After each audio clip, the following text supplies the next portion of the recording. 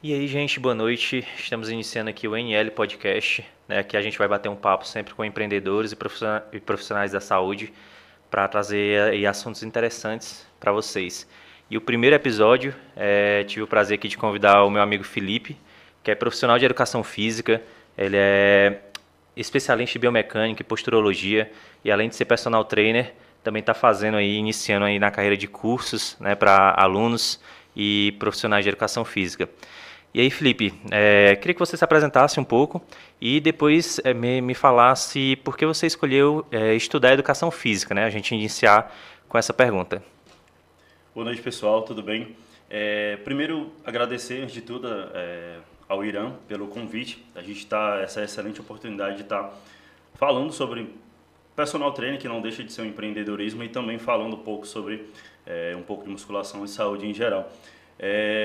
Eu escolhi a educação física, cara, em primeiro lugar, eu sempre tive muito claro na minha cabeça escolher uma área voltada para a saúde. Sempre isso foi muito claro, desde muito cedo. E depois, digamos que o pontapé para mim escolher a educação física de vez foi que não dá para fugir muito da questão dos esportes, né, que eu gosto bastante. E aí depois eu tive experiências muito positivas com professores, tanto na educação física escolar, depois no ensino médio, e depois isso aí foi aumentando a chama para escolher a educação física, né? Eu acho que é o pontapé inicial para todo mundo que vai escolher educação física é a pessoa gostar de praticar esporte, né? Sim, sim. Tanto é que é uma coisa assim, desde que a gente iniciou o curso, é, muitas pessoas viam a educação física como, vamos aprender a Ah, jogar bola, né? Vamos é, ensinar os outros a jogar bola. Mas a gente sabe que a educação física é muito mais além disso, né? A gente vê, claro que a gente vê as modalidades esportivas, mas a gente vê outras coisas da área da saúde que muita gente às vezes não tem conhecimento, né? Como anatomia, cinesiologia, biomecânica, que você é especialista, fisiologia, entre outras coisas, né? Tu começou a licenciatura, não foi? sim. Ah, E isso que você falou, cara, é uma visão totalmente equivocada com relação é, o que as pessoas têm, e a gente mesmo às vezes entra com essa visão com relação à educação física, que é única e exclusivamente as modalidades. E quando você entra no curso, você meio que quebra essa visão. Então, até mesmo para quem está ouvindo e deseja, está em dúvida se quer praticar, se quer entrar para a educação física, é um mundo, como o Irã falou, é um mundo totalmente diferente. E ainda mais agora, como você falou, as matérias, as disciplinas, elas vão muito mais além do que só mesmo ali os esportes em si. Principalmente fisiologia, anatomia, biomecânica, que a gente vai falar um pouco aí durante essa conversa que a gente vai ter. em relação, para quem não sabe, a educação física ela é dividida em licenciatura, né, que é mais voltado para a questão de ensino, né, da escola, e bacharel, que é mais voltado para a área de treinamento, para a área da saúde fora da escola. Né? Eu sei que você está terminando agora bacharel também, Isso. mas por que você resolveu iniciar na licenciatura e por que você não se viu dentro desse mundo escolar, né? Se era uma coisa que você gostava também de praticar esportes, ou aconteceu alguma coisa no meio do caminho que você disse, não, eu quero sair dessa área escolar e vou para a área do treinamento, por exemplo? Cara, boa pergunta. É, a questão da licenciatura, da área escolar, foi justamente pelos professores que eu tive na época. Então, digamos que eles eram meio que referência. Eu estudei na Escola Rainha da Paz e depois fui para o colégio GVA na época. Então, os professores que estavam lá foram meio que referência. E eu sempre gostei, além da área da saúde, eu sempre gostei de ensinar, de falar. Então, sempre as matérias preferidas era quando tinha seminário, porque eu gostava muito disso, de repassar conhecimento, repassar conteúdo.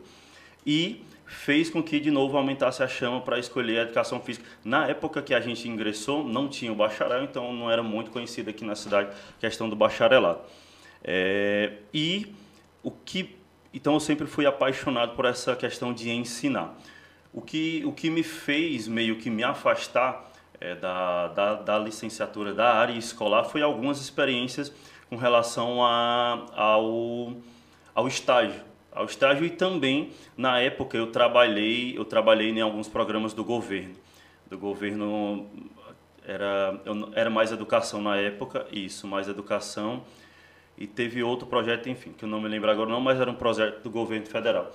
E aí eu tive algumas experiências não tão legais nas escolas, e aí foi meio que diminuindo essa vontade, principalmente, infelizmente, nas escolas públicas, que a realidade é bem complicada. Então deu uma desmotivada nessa área, e depois eu terminei em 2015, e aí depois eu fui para a prefeitura, e aí lá eu fui monitor, trabalhei como professor de ritmos lá, né? E aí depois eu consegui um emprego na musculação, em uma academia aqui da cidade, e aí foi despertando essa, na época eu não gostava de musculação, na licenciatura, não gostava de musculação, tinha uma visão totalmente equivocada sobre a musculação, e aí eu consegui um emprego em uma academia aqui da cidade, e aí eu comecei a intensificar os estudos sobre a musculação, e aí eu fiquei apaixonado pela musculação. Também quebrou, botou totalmente por água abaixo a visão que eu tinha da musculação, como você falou. Além da educação física, o ramo da musculação é uma área totalmente diferente daquilo que a gente vê e do que as pessoas falam. Vai muito, muito, muito mais além. O pessoal que me acompanha nos stories aí no Instagram sempre me vê falar essa frase, que a musculação vai muito mais além do que a gente conhece e imagina. É uma área muito vasta. É demais. Tanto é porque o treinamento de força, né, a musculação, ela tem muitos paradigmas que os próprios profissionais precisam quebrar, né? Sim. Tem muitas histórias que é só levantar peso lá, qualquer um sabe prescrever um treino, não sabe realmente toda a ciência por trás do treinamento. Isso. Né? Mas vamos falar um pouco ainda da faculdade. Hoje tu é um cara que eu vejo assim, eu acompanho teu trabalho há um tempo já, tu é um cara que entende bastante de cinesiologia e biomecânica, né? E isso é uma das cadeiras que a gente vê também durante a faculdade, tanto na licenciatura como no bacharel. Mas na época da licenciatura, tu já tinha achado interessante essa questão de estudar a questão da cinesiologia e biomecânica do corpo humano, ou foi algo que foi construindo depois que tu começou a trabalhar na academia? Cara, a biomecânica ela é uma matéria fascinante. Fascinante. Então, assim, agora, como o nosso curso é voltado para a licenciatura, tendo o conhecimento que eu tenho hoje sobre biomecânica, eu vejo, talvez, por ser voltado para a licenciatura, talvez a gente não veja aquilo que a biomecânica é 100%. Infelizmente, não sei se pela grade de currículo, não sei, enfim. Mas, tendo o conhecimento que eu tenho hoje de biomecânica, lendo diversas literaturas, talvez daria para a gente ter se aprofundado bem mais, bem mais. Então, na licenciatura não despertou essa vontade de seguir se especializando em biomecânica, querendo aprender mais, querendo aprender sobre o movimento humano, sobre a biomecânica em si. Depois depois que eu tive um emprego em uma academia aqui da cidade, e aí que eu comecei a intensificar os estudos, e aí foi que despertou mais e aí o conhecimento sobre a biomecânica, né? A gente vê durante a graduação, né, como tem, aí é uma opinião minha também, né, como tem algumas cadeiras que a gente vê um pouco desnecessário, né, a gente ter, vou dar um exemplo, nada contra as modalidades, mas daria pra gente, por exemplo, não sei se você vai concordar com essa minha opinião, mas pegar todas as modalidades e ter uma disciplina de esportes coletivos e não separar cada modalidade na sua disciplina, né? E aí a gente aprofundar bem mais outros conhecimentos como fisiologia, cinesiologia, treinamento esportivo. Eu vejo assim, na minha época também, mesmo no bacharel, né, que eu comecei na Católica, tinha uma cadeira para cada modalidade esportiva. Sim. E assim, a gente sabe, sendo bem sincero, que a maioria das pessoas que vão fazer bacharel, vão fazer educação física, dificilmente estão ali para trabalhar, não vou dizer que pode ter uma ou duas pessoas, mas eu tenho certeza que a grande maioria está para trabalhar com treinamento de força, com musculação ou com dança, outras coisas, mas dificilmente vai ser um treinador dessas modalidades, né? Sim. Eu vejo, na minha opinião, que é muito... dão atenção demais a essas cadeiras, que poderia ser unificada, e aí deixam de dar atenção, deixam de dar mais, aprofundar mais em outras disciplinas que são bem mais importantes, né? Exatamente, assim, eu concordo com essa visão. Vai muito da grade curricular, a gente não sabe como é que é feita essa grade curricular, como vamos distribuir essa disciplina no primeiro semestre, no segundo, no terceiro, enfim, não sei como é que é feita essa distribuição, essa grade curricular. Mas seria uma, digamos que eu também penso que daria para juntar isso e realmente pegar ali, digamos que uma disciplina só para os esportes, e eu estou cursando bacharel agora, e eu acredito que todo o curso da nossa profissão, qualquer profissão, acredito que tenha, eu já conversei com outros colegas de várias áreas, e outros colegas também falam que tem disciplinas no curso que é dispensável. Uhum. Todo curso tem isso. Né? Então, mais, como você falou, digamos que disciplina como fisiologia do exercício, fisiologia humana, biomecânica, deveriam ser mais aprofundadas, bem mais aprofundadas, muito mais aprofundadas. A gente vê que na academia, na faculdade, é muito superficial, né? Sim. E aí a gente queria até perguntar a sua opinião a respeito disso. Se você acha que está faltando também um pouco, né, dos profissionais de educação física ou dos próprios estudantes se interessarem mais, porque a gente sabe que a faculdade é o básico ali, né? Sim. Você não sai... Você não termina a faculdade e sai preparado para cuidar do físico, cuidar da saúde de uma pessoa, né? Então a gente vê muito assim que falta um pouco do profissional de educação física e até às vezes de alguns dos estudantes mesmo essa questão, essa vontade de estudar por fora, né?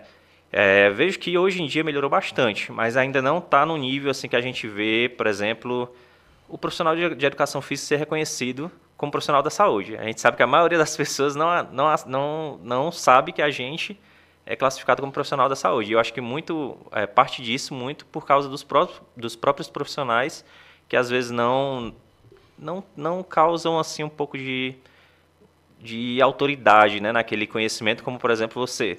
Quando a gente fala em cinesiologia e biomecânica, eu acho que aqui em Xadá, acho que a grande maioria das pessoas vão citar você como uma referência. Entendeu? Eu acho que falta um pouco isso. Eu queria saber um pouco tua opinião sobre isso. Se está realmente faltando essa vontade de estudar, essa vontade de mostrar como a educação física é grande, né? Pronto, show de bola. Tem, digamos assim, 3 questões aí, né, na tua colocação. Primeiro, com relação ao profissional buscar outros conhecimentos durante a graduação. Vai da pessoa em si, óbvio. Também vai do curso despertar isso no acadêmico. Além, digamos que as duas partes.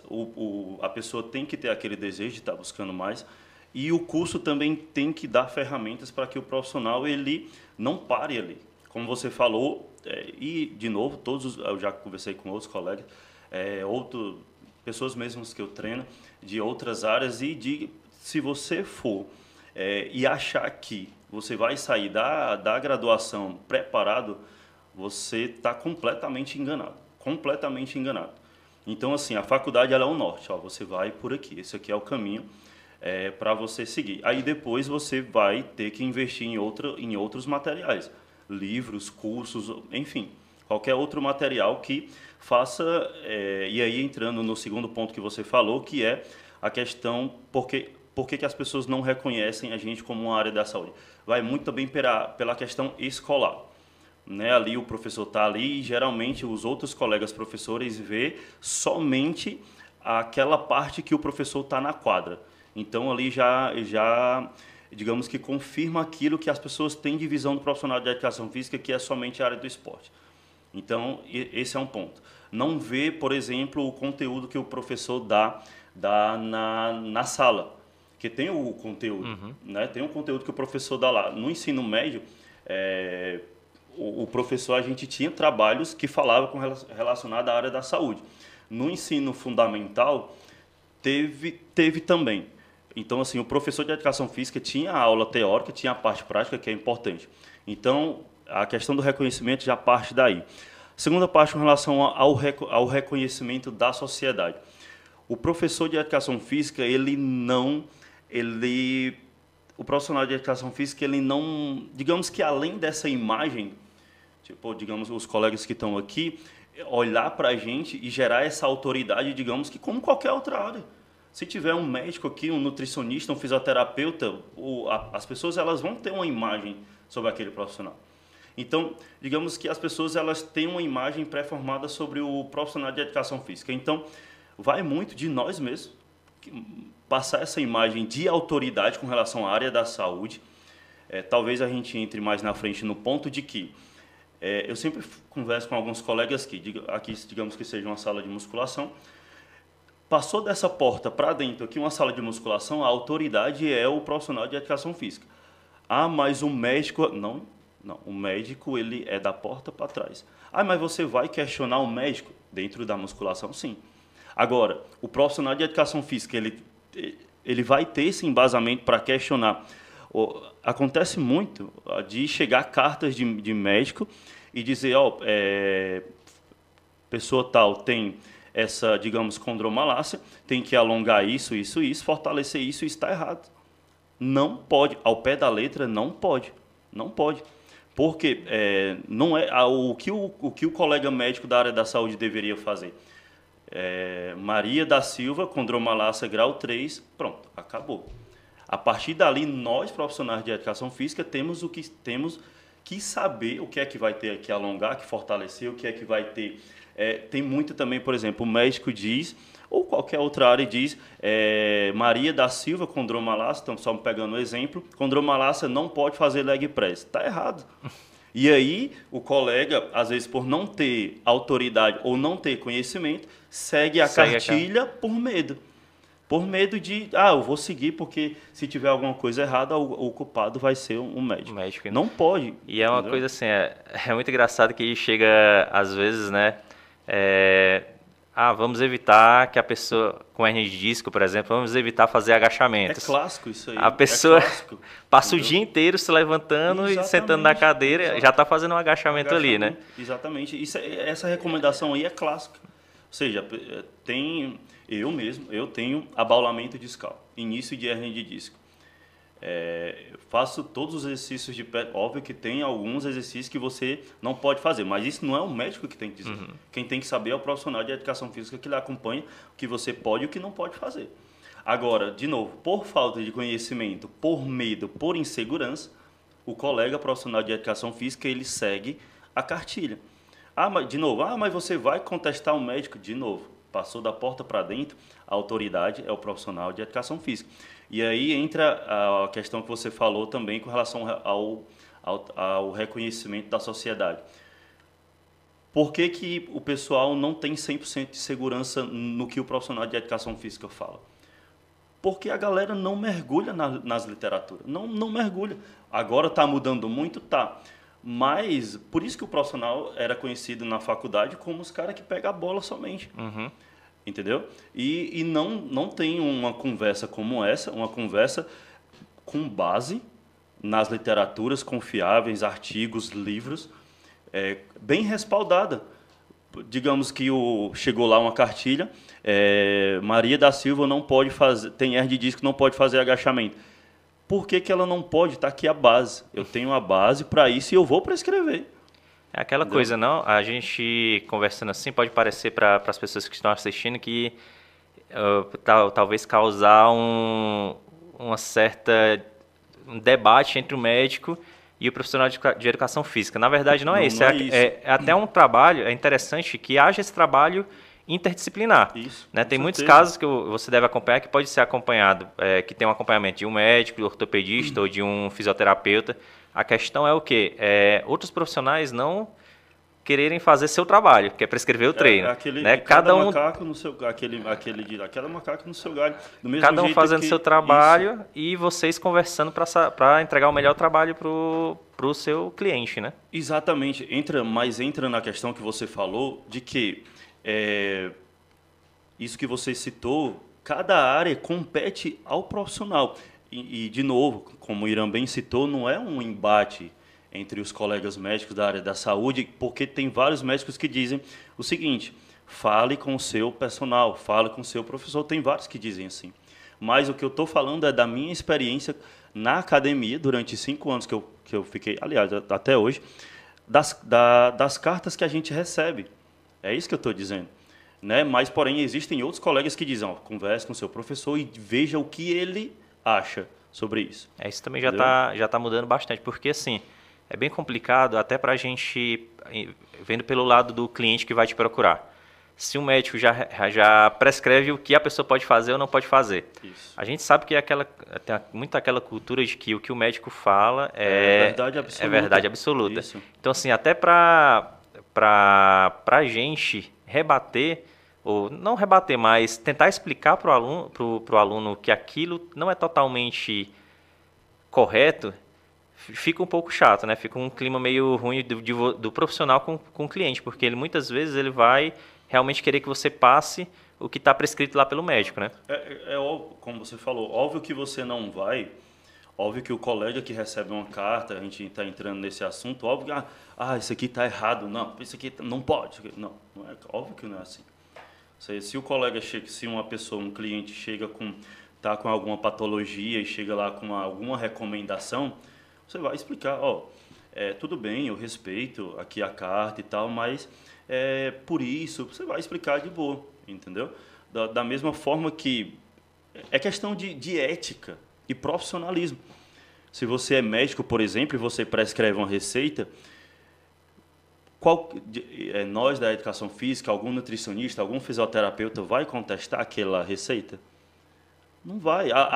Além de não ter autoridade para isso, é antiético, é antiprofissional. Você quer, né? Claro, você pode, que nem você falou, você pode sugerir, né, como até mesmo essa semana eu falei com uma cliente que nós profissionais de educação física e os nutricionistas deveriam ter um trabalho interdisciplinar.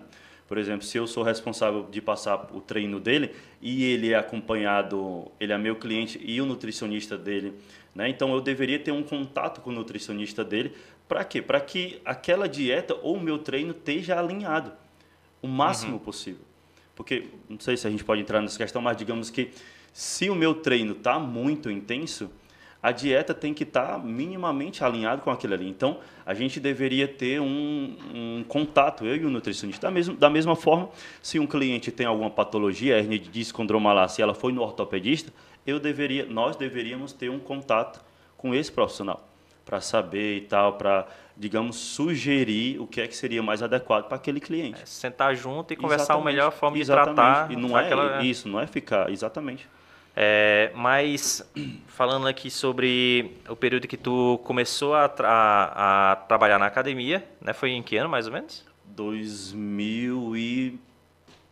Foram 5 anos, né? 2018. Pronto, ali 2018, isso.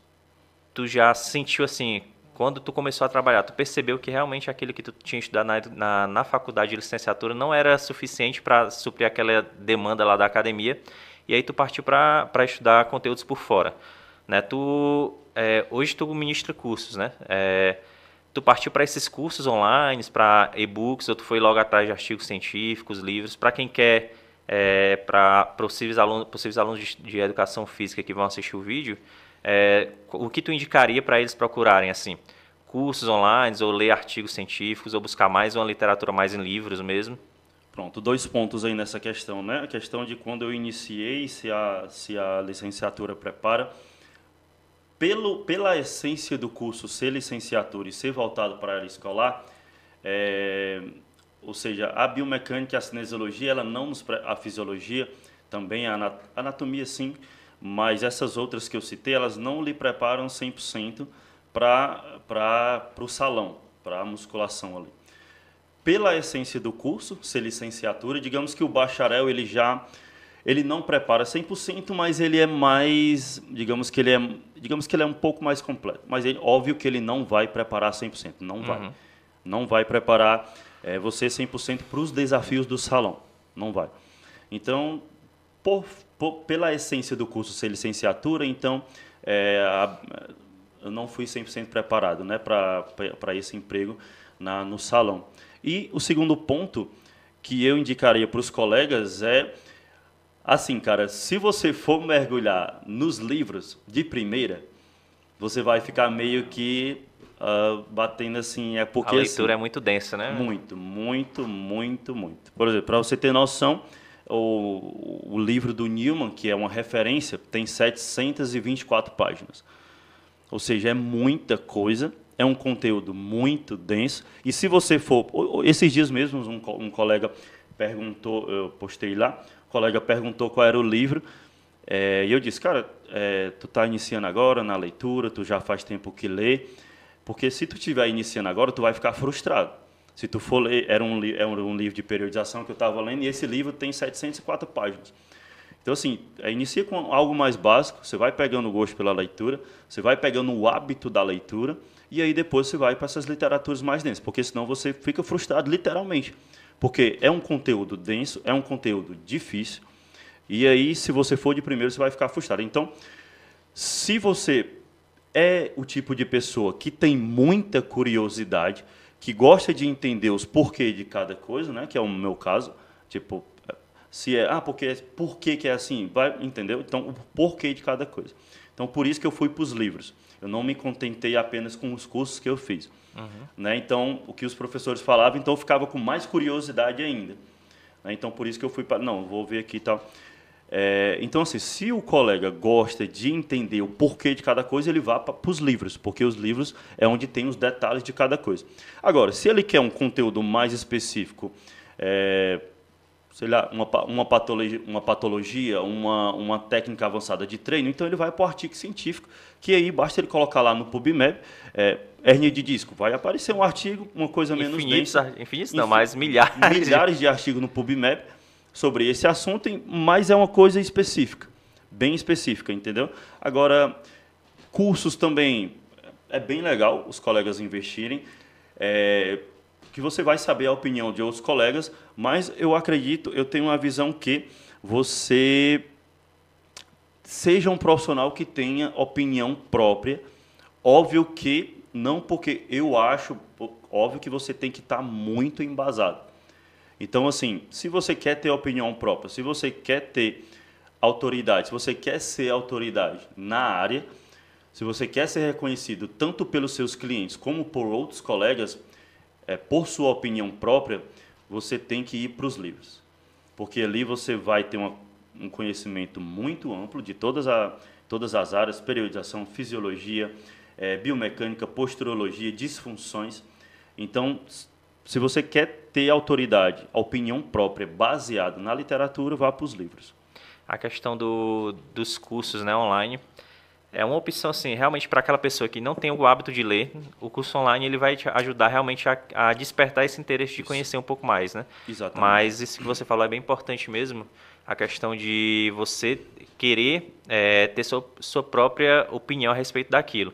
Porque a gente sabe que também, hoje em dia, com as redes sociais, tem centenas, milhares de cursos, cada um falando coisas diferentes, né, muitas vezes. E para você saber, será que aquilo realmente é verdade? O que aquele cara está me ensinando é muito difícil também para a pessoa saber escolher qual curso fazer, né?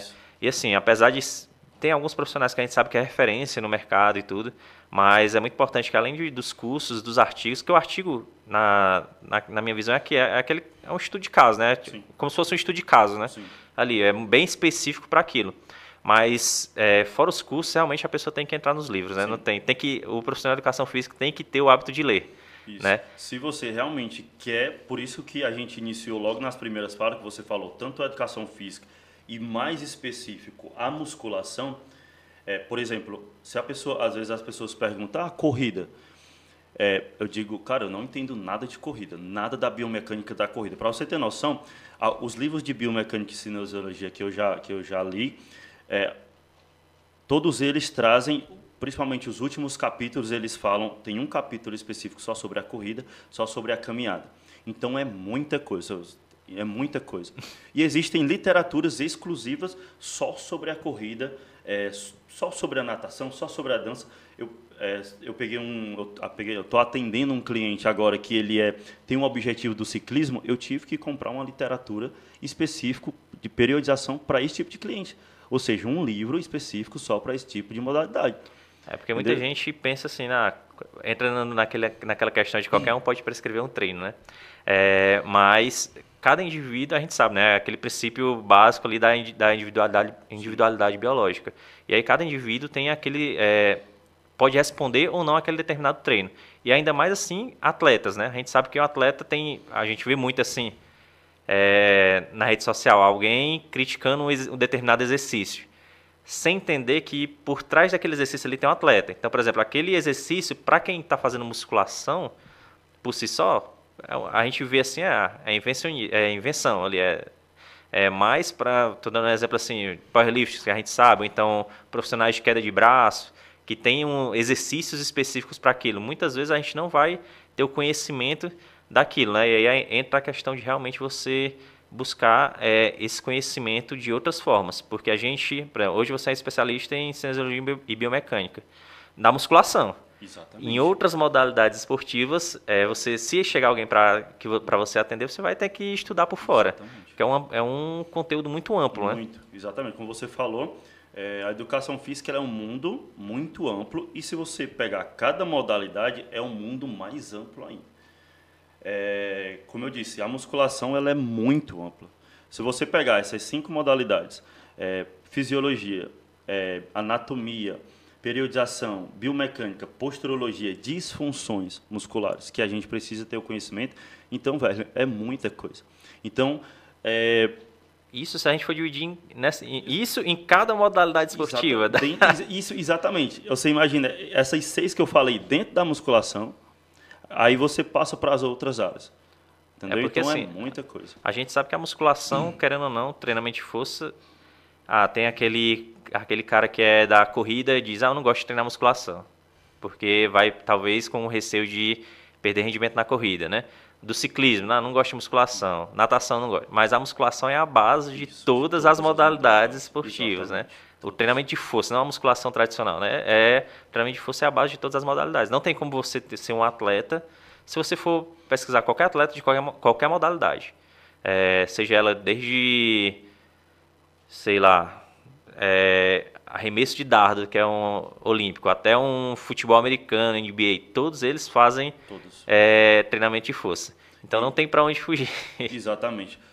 A musculação, como você falou, ela é a base de todos. Óbvio que se você pega um cliente que tem um objetivo de corrida, ciclismo, natação, como você citou, lançamento de dardos, a periodização para esse público vai ser diferente. E isso, como eu disse, o que eu falo aqui não é o que eu acho, é baseado nas literaturas, nas grandes referências. Por exemplo, isso quem fala é Fleck e Cram. Se os colegas que estão aqui ouvindo procuram entender sobre periodização, todo mundo sabe quem é Fleck e Cram. Na atualidade agora a referência é o Brad Schoffen, mas o Fleck e Cram não está longe de estar desatualizado. Então, para esse público a periodização é diferente, porém, como você falou, tem a crença de que, por exemplo, um corredor, se ele for a musculação, ele vai... Óbvio, o profissional ele vai saber periodizar aquele treino para que isso não venha lhe atrapalhar na sua corrida.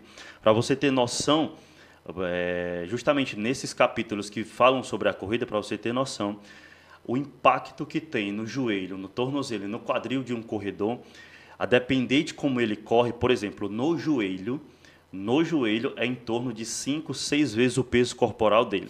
Durante uma corrida, a depender de como ele corre. É muita coisa. Se você quer, e de novo, voltando, se você é do tipo de pessoa que, eu quero saber se essa informação é verdade, procure qualquer artigo de ortopedia, vá nos livros de biomecânica, nas principais referências e procure essa informação. Nos corredores, a depender de como ele corre, no tornozelo, ali é em torno de... Tem autores, por exemplo, o Newman diz que é 10 vezes o peso corporal, já o Joseph Ramil diz que é 3 vezes o peso corporal, a depender de como ele corre. No joelho, em torno de 8 vezes o peso corporal e no quadril, 5 a 6 vezes o corporal. Então, é muita coisa. É muita coisa. E aí entra a questão da física. Quando o corredor está ali correndo, ele está agredindo, entre aspas, o chão. Então, o chão devolve essa força para ele. E devolve numa intensidade muito, muito alta. Então, o corredor, como você falou, ele precisa ter a articulação dele preparada para isso. Porque senão ele vai chegar um tempo que ele não vai aguentar. Ou seja, a articulação dele vai sofrer com aquele impacto durante a corrida, que é um esporte de muito impacto. E do mesmo jeito as outras modalidades. Se a pessoa não está preparada para aquela modalidade, se ela é um atleta, ele vai perder rendimento, enfim. aumenta o risco de lesão, né? Risco de lesões, É, exatamente. é aquela coisa, isso tudo que a gente está conversando é realmente para entrar, assim, tanto na cabeça do profissional de educação física, do estudante, que realmente você precisa. A gente falou aqui alguns minutos como e dando exemplo de como é diversificado esse mundo do treinamento de Muito, força, muito. né?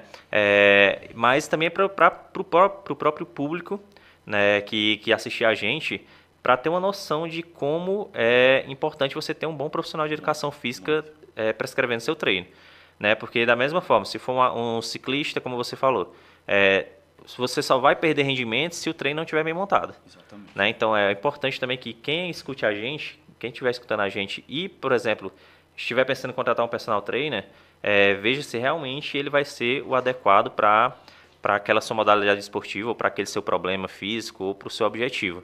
Né? E é uma coisa assim, voltando a falar um pouco da profissão, que eu vejo, que eu sinto falta disso, é a questão dos profissionais eles se procurarem especializar em outras coisas, assim, eu vejo muito, a minha visão assim do mercado, né, de personal trainer, é aquela coisa muito voltada. Hoje em dia, a gente sabe que a biomecânica e a posturologia está algo em alta, né? Sim, Em sim. alta no mercado de personal trainer. Então, todo mundo está querendo estudar um pouco, está criando conteúdo a respeito disso. Não sei se realmente estão se aprofundando, como você disse aí, através de livros e tudo, tendo bom embasamento científico.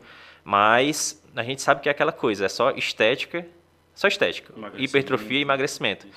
Eu vejo que a gente, os profissionais de educação física, né, que querem trabalhar como treinadores, como personal trainer, eles ainda não enxergaram esse mercado amplo também de outros públicos, né? Como por exemplo, idosos, um pouco até a parte de treinamento esportivo. Eu particularmente assim não mesmo não me vem na cabeça ninguém assim, se eu sou atleta de Muay Thai, não me vem nenhum nome na cabeça de um personal trainer que atenda, que trabalhe especificamente Lesões musculares que também está em alta. com lutas, né? Com Sim. aquela modalidade. É muito ainda, a galera ainda está muito pensando pequeno na minha visão, assim, que é só estética. E a gente está conversando aqui como é bem mais que isso, Bem né? mais. E dois pontos aí que você citou. Primeiro, com relação ao público, de escolher bem o profissional, o público está mudando. Tá mudando assim, a visão do público com esse ponto que você falou está mudando. Em que sentido? Primeiro, o público tem que entender que ele está, como eu sempre falo nas conversas diárias do dia a dia com as pessoas ou com os colegas, 99% das pessoas entram na academia pela estética. Óbvio que está mudando muito com relação aos estudos. Há outros profissionais da saúde está dizendo sobre a importância do exercício físico, sobre os estudos, enfim. Está mudando muito, as pessoas já estão entrando mais na academia, eu vou pela saúde. Mas digamos que 99% das pessoas entram pela estética. Porém, o público ele tem que entender que ele está entregando a saúde dele nas mãos de uma pessoa, nas mãos de um profissional. E se o profissional não tiver bem capacitado, bem embasado, a sua saúde está em risco. Você pode se lesionar com mais facilidade. Se a gente for pegar casos aqui, tem um caso mais recente agora, eu não lembro, não sei se não lembro, enfim, talvez não lembro se é Piauí, enfim, Alagoas, não sei. Mas tem um caso recente, basta você pesquisar, de uma pessoa que teve uma sugestão médica de que não poderia treinar de tal forma e o professor, ele prescreveu um treino para essa pessoa muito intenso e essa pessoa foi parar na UTI. E aí a polícia está investigando se ele realmente era profissional e tal, enfim, está investigando o caso. Então, as pessoas têm que entender que elas estão entregando a saúde dela nas mãos de uma pessoa. Então, você pode se lesionar com mais facilidade, seu joelho, coluna, se o professor não tiver conhecimento para aquilo. Depois vem as outras patologias, diabetes, hipertensão. Se o profissional não tiver habilitado a trabalhar com isso, ao invés de você estar melhorando a sua saúde, você pode estar piorando a sua saúde. Então, é muito sério.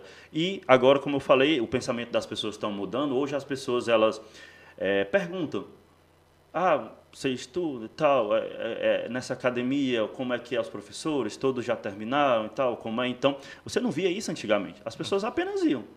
Não queria saber se aquela pessoa tinha estudado, tinha alguma... Ou, antigamente era muito comum, tem experiência, experiência basta, né? Muito comum isso na nossa área. Mas hoje está mudando muito isso. Então, o próprio pensamento das pessoas, as pessoas estão despertando para isso, ou seja, estão tendo um cuidado a mais com a saúde e elas querem saber se o profissional está habilitado, ou seja, o registro, e além de habilitado, capacitado para trabalhar no ambiente de musculação, né?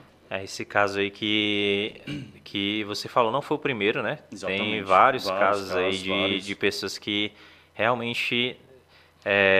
não, eu não sei dizer se ele... Também não me lembro se o cara era realmente formado em educação física, mas fica sempre o alerta, né? Fica sempre o alerta nessa questão de você escolher bem um profissional para prescrever seu treino. Como Exatamente. tu falou, a gente está cuidando da saúde das pessoas, né? Sim.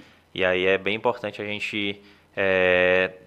ter noção, o profissional ter noção disso. Sim. Né? Só te interrompendo em um ponto, desculpa te interromper, mas é porque está vindo agora, a questão que você falou sobre o tanto de informações que tem na internet com relação ao treinamento de força e com relação às pessoas que falam.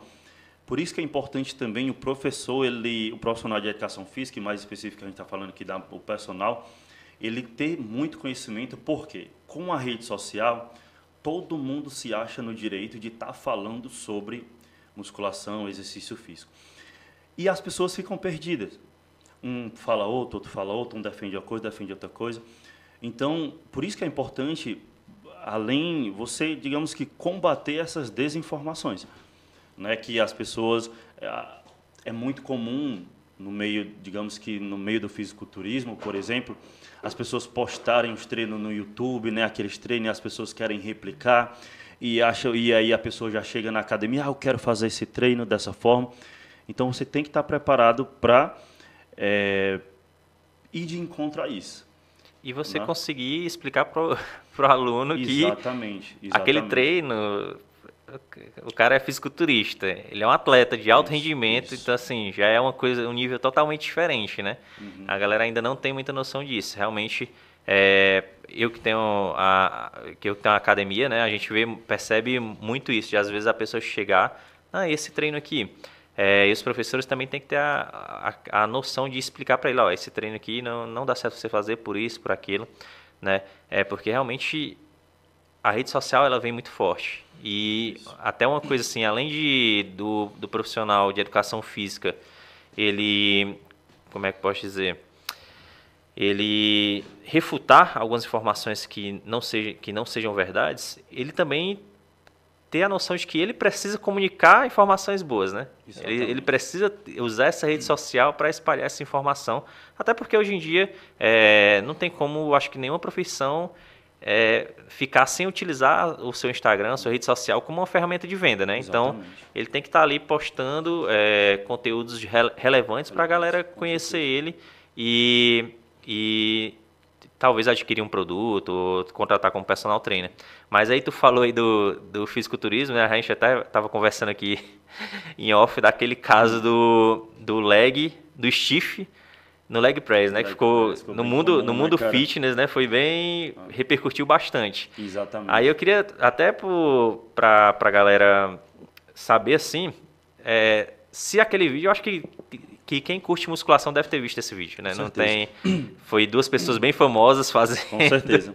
Então, eu queria, na tua visão de, assim, um pouco mais técnico, realmente, se tem algum sentido aquilo que ele tentou fazer, né? Simular a gente sabe que é uma extensão e flexão do quadril, né? Exatamente. Só que no leg press, para simular o stiff, tem algum fundamento?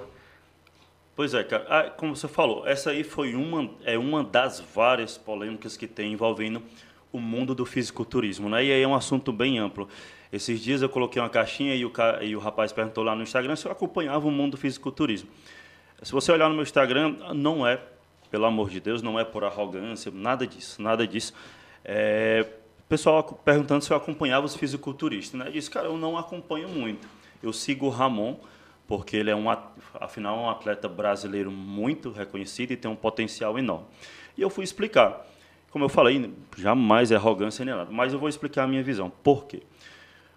Porque, como está mudando muito, mas se você pegar, digamos que de 10 anos para trás, A galera do fisiculturismo, ela ia muito pelo empirismo, pelo método empírico. Até porque é culpa deles? Não.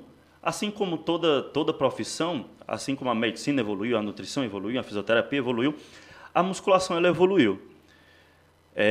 Então, assim, na época eles não tinham o conhecimento que a gente tem hoje, né? E então, assim, muita coisa, eles iam mesmo pelo método empírico, pela questão de sentir, iam colocando variações que para eles na época funcionavam, e eles não tinham conhecimento de que aquelas variações para eles na época era errado. Porém, qual é o meu questionamento? Mesmo com todo o conhecimento científico que tem hoje, muitos deles negligenciam esse conhecimento científico. E aí a gente chega no ponto, tanto que, com o conhecimento científico que tem hoje, toda a literatura que tem hoje, aí surge essa polêmica do stiff no leg press. Se fosse 10, 15, 20 anos atrás, você relevaria. Tanto que existem outras polêmicas, mais focando, tipo, os pés juntos e tal, mais focando nessa. Se fosse 20 anos atrás, tudo bem, o cara não tinha conhecimento para isso, para ele estava correto. Como eu falei, então muitos deles negligenciam o conhecimento, por serem bodybuilders, acham que como a questão, porque eles falam é verdade absoluta, e aí não está mudando muito. Hoje você vê bodybuilder falando de posturologia, de biomecânica, mas muitos ainda negligenciam essa parte da literatura. E aí a gente entra no caso do stiff no leg press. Não tem fundamento para isso. Por quê? Embora os dois exercícios, o stiff e o leg press, sejam um movimento, o stiff é um movimento de flexão e extensão de quadril, o leg press flexão e extensão de quadril, além também de flexão e extensão de joelho. A gente não vai entrar em detalhes técnicos, explicar mas por que não tem lógica um stiff no leg press? Quando e ele diz lá, né, não vamos falar o nome do bodybuilder aqui, enfim, porque a rede social tem um alcance, mas todo mundo conheceu o caso. Por que não tem fundamento nesse sentido para posterior de coxa? Quando você altera a posição dos pés, a posição angular ali, digamos, da articulação, você vai alterar a ativação dos músculos presentes ali, que é basicamente o quadríceps. Quando você sobe os pés, a justificativa deles é o quê? É o posterior de coxa, ativar o posterior de coxa. O primeiro erro já está aí. Quando você sobe os pés, beleza, você vai ter um aumento da flexão de quadril e da extensão, porém o músculo-alvo não vai ser o posterior de coxa, entraria o glúteo, né, que é o motor primário da extensão de quadril. Então o primeiro erro já está aí. Digamos, a gente não vai entrar em detalhes se você levantar os pés e subir é apropriado ou não. A gente não está entrando nesse mérito, tá? Se é apropriado fazer com os pés mais em cima, mais embaixo. A gente não está entrando nesse mérito. Está entrando no mérito de que se o stiff poderia ser substituído pelo leg press. E não tem fundamento já por esse ponto. Que se você sobe os pés, você não vai estar aumentando a ativação do posterior de coxa. Talvez, eu não sei se eles percebem isso, talvez pelo fato de subir mais o pé, automaticamente vai estar alongando um pouco mais o posterior, aí saindo daquela posição, ele pode ter sentido ali o posterior mais alongado, vai dar aquela sensação, né, de ter uma maior ativação. Tá pegando mais, mas aí que eu já falei, esse argumento já seria derrubado. Como você aumenta a flexão de quadril, obviamente você vai aumentar a extensão de quadril. Então quem é o músculo-alvo é o glúteo máximo. Então já seria um argumento, primeiro argumento. Segundo argumento, tem uma coisa chamada paradoxo de Lombard. O que é isso? Em movimentos multiarticulares, esses músculos que são biarticular, ou seja, para quem está assistindo e que é leigo, o que é um músculo biarticular? É um músculo que cruza duas articulações. Por exemplo, o posterior de coxa ele está no joelho e no quadril, duas articulações. Falando em termos menos técnicos, né? Então, pelo paradoxo de Lombard, o posterior de coxa ele não vai ser ativado durante os movimentos multiarticulares. Por exemplo, você prescrever agachamento para posterior de coxa, não existe isso. Está errado. Pelo paradoxo de Lombard e também pelo esse primeiro ponto que eu falei com relação à extensão de quadril. Então, tanto que o agachamento para reto femoral, ele não é um exercício totalmente eficiente para reto femoral, que é um músculo biarticular, que cruza o joelho e a articulação do quadril devido ao paradoxo de Lombard. Não vamos entrar em detalhes técnicos aqui, porque não precisa explicar 100% o que é o paradoxo de Lombo, mas existe esse paradoxo que ele fala de músculos que cruzam duas articulações. Então, pelo primeiro ponto que eu citei, o motor primário, seu glúteo, não tem sentido você ativar o posterior de coxa no leg press. E o segundo ponto, o paradoxo de Lombo, que faz com que o posterior de coxa também, principalmente a parte proximal, não seja ativado no leg press. Então, não foi uma sacada legal colocar o Ramon para fazer stiff, substituir o stiff no leg press. Então, aí a gente entra a questão da falta de conhecimento. Por que o Ramon foi fazer o stiff lá? Pela questão de dor lombar. Então, o que é mais interessante? Você saber por que o cara está sentindo dor lombar no stiff, ou você é muito comum isso. Está sentindo dor, vamos substituir o exercício. É muito comum isso. Então, por falta de conhecimento, às vezes a pessoa, tudo bem, vai ter, como eu às vezes falo para os colegas, tem raros casos que você precisa, talvez de uma forma pontual, tirar o exercício? Tem, mas são raros casos. De novo, se for entrar em outro, por exemplo, é muito comum a questão de quem tem condromalácia não pode fazer cadeira extensora. É muito comum, de novo, entrando os colegas médicos, ortopedistas, dizer que quem tem condromalácia não pode fazer cadeira extensora. Então, vamos voltar para cá para a gente não sair desse objetivo aí. Então, o que é mais interessante? Você talvez corrigir o movimento, por que ele está sentindo dor lombar? Ou seja, você entender de biomecânica e saber o que é que está errado ali e você ir logo substituir o movimento, entendeu? Às vezes pela praticidade, né? Exatamente. A pessoa prefere tentar substituir o movimento sem saber realmente entender todo o caso que está por trás daquele incômodo, né? Porque aí, no caso, infelizmente, foi falta de conhecimento total.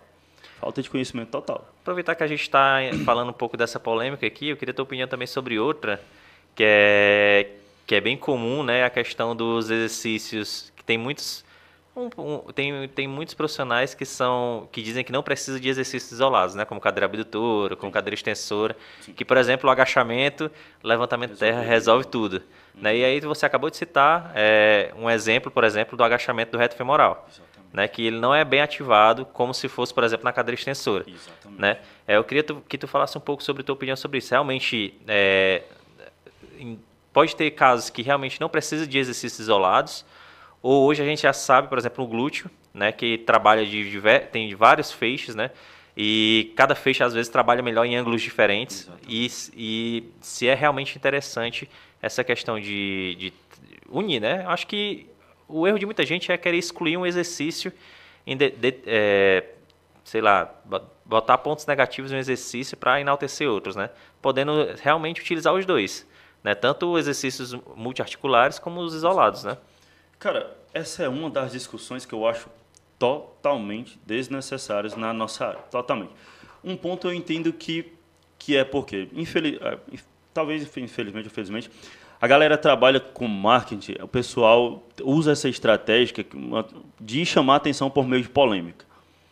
Existem muitos colegas que fazem isso, chamar atenção por meio de polêmica. Então, às vezes, é uma estratégia, não sei a estratégia que esse cara usa, para chamar a atenção por meio, ou seja, o cara usa a estratégia, eu vou falar aqui uma polêmica, ou seja, exercício isolado não funciona. Então ele chama a atenção da galera, tanto dos leigos como dos profissionais, e aí retém a atenção do cara lá, e aí depois ele vai, não é bem assim, não foi isso que eu quis dizer e tal, mas você já reteu a atenção do cara. Então, ou seja, aí você vai ver que ele se refez a posição dele. Então, é uma estratégia que a galera usa, e, às vezes, é a falta de conhecimento, que não faz sentido o bom senso. Por exemplo, você dizer que exercício isolado não funciona, então tira todos os exercícios isolados de bíceps. Tira rosca direta, com halteres, com barra, faz só costas, então. Porque nos exercícios de costas você tem uma ativação do bíceps. Você está flexionando o cotovelo. Tira todos os exercícios isolados para bíceps, então. Tá vendo como não tem lógica? Então você vai fazer só costas e esperando o bíceps crescer. Não tem lógica. Basta você usar, não vamos nem para os termos técnicos, não. Basta você usar o bom senso.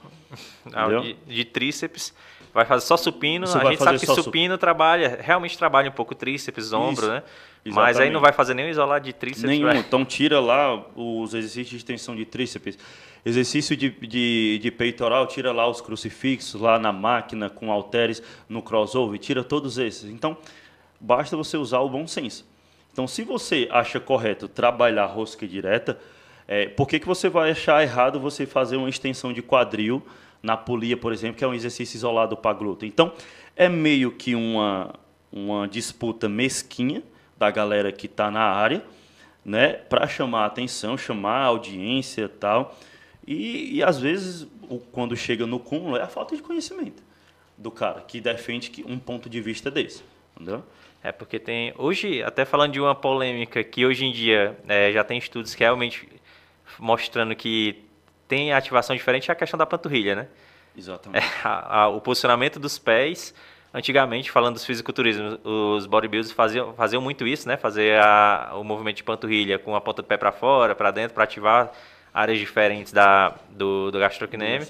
E aí, durante um tempo, foi defasado isso. Não, isso é inversão, não tem nenhum embasamento científico. Aí, hoje em dia, já tem artigos que realmente... Só um estudo, né? Inclusive, pronto, você falou a questão, eu lembrei agora o outro ponto que você falou, do reto femoral, né?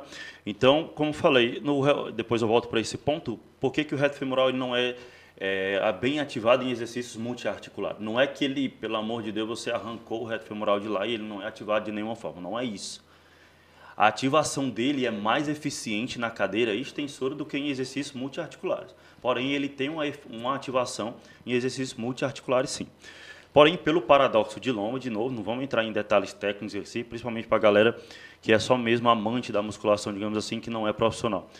Então, na cadeira extensora, você tem uma ativação maior do reto femoral devido a ser um exercício isolado e devido também, já tem estudo que você está aqui na cadeira, aqui, o ângulo de 90 graus, quando você faz essa extensão, ou seja, você está estendendo o quadril, você está alongando mais o reto femoral, então você tem uma ativação maior do reto femoral nesse sentido, na cadeira extensora do que no agachamento, por exemplo.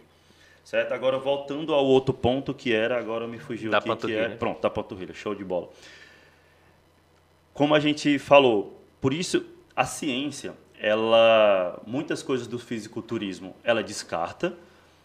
Como eu disse, na época eles não tinham conhecimento que a gente tem hoje, por exemplo. Porém, algumas coisas a ciência, os estudos descartam, né, que, por exemplo, variação com os pés juntos e tal, outras que eles inventaram. Porém, outras coisas a ciência confirma e uma delas foi esse estudo aí, que você variar a posição da panturrilha, a posição dos pés, você mudaria a ativação do gastrocnêmio. 99% dos profissionais teriam a visão, pelo movimento, de que não mudaria a ativação da panturrilha. Por quê? A panturrilha ela tem ali os pontos dela no tornozelo e no joelho. São os dois pontos que ela cruza. Quando você muda a posição do pé, posição neutra, rotação interna e rotação externa, você não está mudando o joelho, que é onde a panturrilha, ou o gastrocnêmio, falando para o pessoal entender, panturrilha e gastrocnêmio, você não está mudando a posição do joelho. Você está mudando a posição do quadril. E a panturrilha, obviamente, não tem seção lá no quadril. Então, todo mundo dizia que essa variação não fazia sentido. Certo? Porém, vem um estudo confiável, que é o que eu falo para os colegas. Não é porque também saiu o estudo tal, que você vai sair aplicando, tá? Não. Você tem que verificar. Tem que entender a metodologia também. Exatamente. Você tem que entender o público, a metodologia, se o estudo é confiável, se os autores não declararam conflito de interesse, então...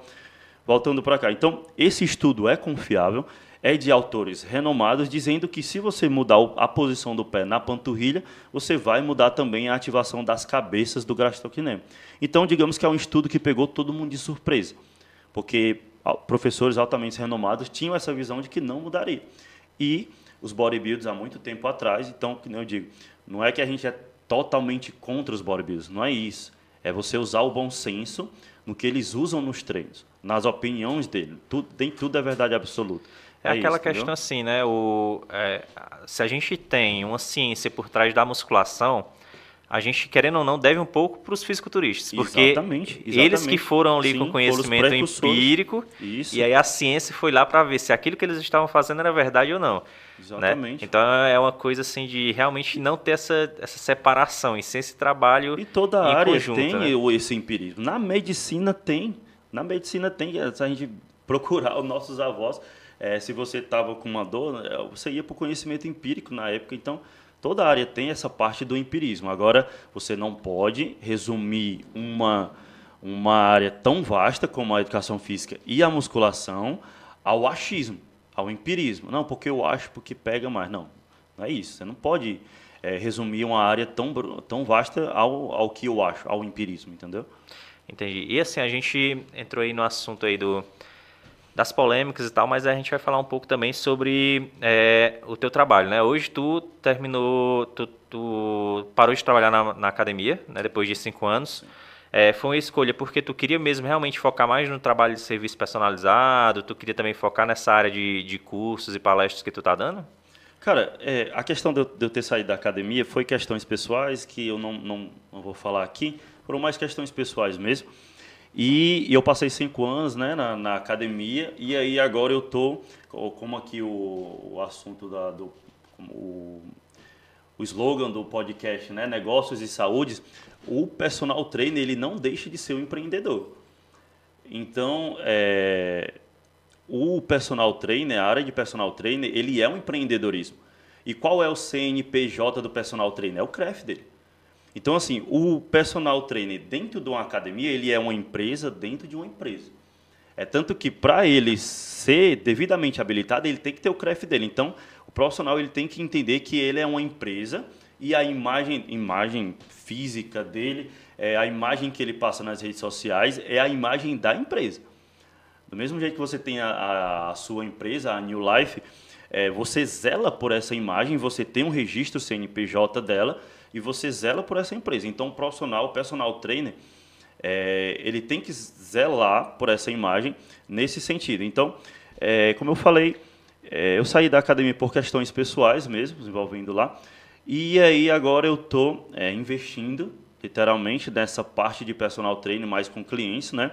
E também agora eu estou escrevendo um e-book de biomecânica, ou seja, o guia prático para análise biomecânica do movimento. Estou na fase final desse e-book, que é para professores de educação física. Eu tenho uma consultoria online, que também é outro ramo que vem crescendo bastante. E também agora na parte de cursos para colegas, né? Inclusive fui lá na academia na New Life, então já dei cursos em outras academias também. Está tendo agora, está em curso outra turma desse tema, posturologia e biomecânica. Então, estou nessa parte, né, de personal trainer, escrever e-book, que são produtos online e cursos para colegas, né? A questão que você falou realmente é muito importante, né? O profissional de educação física, o personal trainer em si, ele se enxergar como uma empresa, né? Exatamente. Muita gente às vezes esquece disso, né? Talvez o ideal seria assim, tu falou, o teu CNPJ é o CREF, né? Na verdade, algumas normas aí pode ser que o profissional de educação física, o personal trainer, ele tenha que realmente abrir um CNPJ, né? Às vezes é interessante, tem que analisar aí, não vou adentrar muito nisso, mas pela questão de, não sei se tu ficou sabendo que está em curso aí uma votação para gastos com academia e personal trainer ser dedutível do imposto de renda, né? E aí se um cliente chegar para um personal trainer e pedir não, eu quero todas as notas fiscais do serviço que você prestou para mim e tal. Sim, eu tenho um cliente que pediu isso. Aí é um conhecimento que a galera tem que se atentar também, né? Exatamente. Essa questão de se ver como profissional, né? Ainda é muitas coisas ainda é muito amadora, né? No serviço de personal trainer. Exatamente. Mas só um ponto te interrompendo, Irã. E a questão do curso, né? Por que eu decidi também ter essa ideia de fazer curso? Na nossa época, você via que não tinha cursos voltados para a área da musculação, pegando esse tema da posturologia e biomecânica, não tinha na prática. Uhum. Era só mesmo a disciplina, pronto, acabou ali, você não via colegas e regiões vizinhas ofertando cursos desse tipo. Então, por isso também que o professor ele não sai 100% preparado, porque não tem ofertas fora do ambiente acadêmico. Não tinha na nossa época, recentemente agora não tem, por isso que eu também resolvi dar esse pontapé. Por quê? Porque para os colegas que estão agora, inclusive, estudando, para que tenham e não passem pelas mesmas dificuldades que a gente passou. Ou seja, eu tive que mergulhar muito fundo na literatura. Então, o curso, para as pessoas que, como você falou lá no início, para as pessoas que não têm muito hábito da leitura, que não têm muita paciência de estar ali porque tem que virar hábito, senão, velho, você ficar ali passando, não entende, volta, então tem que virar um hábito, senão você não pega. E tem uns assuntos que dão, você fica, caramba, velho. Tem algumas coisas, então assim, densa e técnica, muito densa e técnica. Então assim, o curso para os colegas que gostam de ser mais objetivos e tal, então, para que não passem as dificuldades que a gente passou. Por isso também que eu decidi ter essa ideia de começar a ministrar curso e tal. Até mesmo agora a gente está com uma parceria, estou com uma parceria com o Instituto, para esses colegas não passem pelas mesmas dificuldades que a gente passou e já peguem esse gosto pela musculação e já despertem essa visão que a musculação é um mundo muito amplo, que você tem que ter muito conhecimento, muito mesmo. Então, assim, os colegas que decidirem fazer os cursos, decidirem comprar outros materiais, vão estar bem preparados para atuarem nas academias, entendeu? E hoje tem que se diferenciar, né? Porque a gente sabe que tem muitos profissionais se formando, né? E o cara, se for só mais do mesmo, não vai se destacar, não vai conseguir cobrar mais, não vai ter, vamos dizer assim, lucro, né? Dentro daquela empresa dele. E aí eu vi que é muito interessante essa estratégia que você utilizou mesmo, que realmente não tem. Não tem. Tipo, né? Se o colega queria fazer um curso, se especializar, ele tinha que ir para Fortaleza. E em Fortaleza, muitas vezes não tem. Muitas vezes não tem. Tá tendo recente agora, depois dos outros colegas, Raí, que são um cara muito conhecido, que eu gosto bastante do trabalho dele, também, que deram pontapé lá também. Foi eles que deram pontapé lá também, porque não tinha esses cursos práticos assim.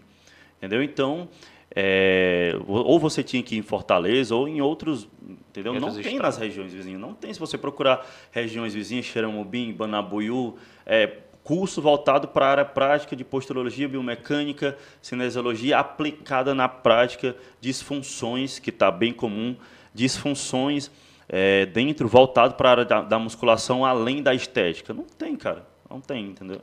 É um mercado que realmente você está dando pontapé, espero que continue dando certo aí, né? Que já está além de treinamento em academias, tu já ministrou 3 turmas, né? Quase? Cara, eu fui lá na tua academia, né? Foi fui também no... Pode falar o nome de outras academias aqui? Acho que pode, né? Pode falar. Enfim, fui em outra academia também. Fiz 2 turmas em outra academia também, e agora eu estou com uma parceria com o Instituto, que é a turma que está em curso. Então, digamos aí que já foi na sua, na outra, 5 turmas, né, para colegas que querem, como você falou, e a gente voltando àquele ponto, o personal trainer ele tem que ter em mente que ele é uma empresa que ele tem que investir. Se ele sair da faculdade achando que já sabe de tudo, que todo mundo vai querer contratar ele está enganado. Então, assim, se ele não tiver entregando conteúdo nas redes sociais, como você bem colocou, o Instagram, hoje, ele é uma loja virtual de vendas. É a sua porta de entrada.